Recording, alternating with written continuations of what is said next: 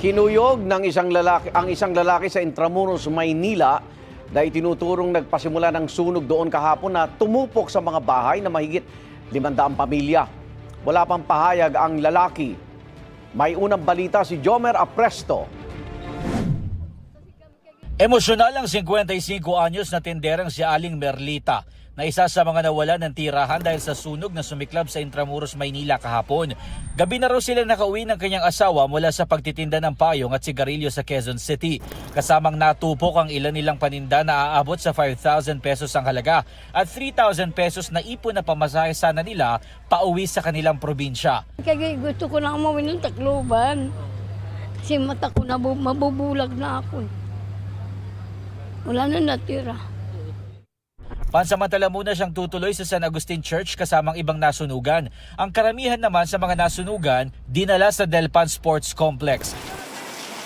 Ayon sa Manila LGU, mahigit 500 pamilya ang apektado ng sunog na umabot sa ika-4 na alarma. Nasa 1.5 million pesos ang halaga ng pinsala. Ayon naman sa BFP, tumagal na mahigit 6 na oras ang sunog bago tuluyang naapulan dakong alas 11:30 kagabi.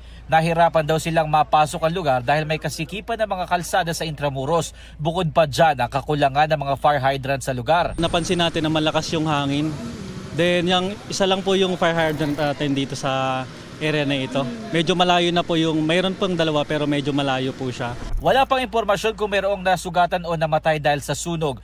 Uyog, nahuli yung nagsunog no? Sa gitna ng pag-apula sa sunog, isang lalaki ang kinuyog ng mga residente. Siyang itinuturong nagpasimula umano ng sunog ayon sa kapitan ng Barangay 655. Base sa mga constituent ko, talagang nakita nila na isa sa mga tao dito, sinadya talaga, sinunog talaga. Lovers quarrel yan.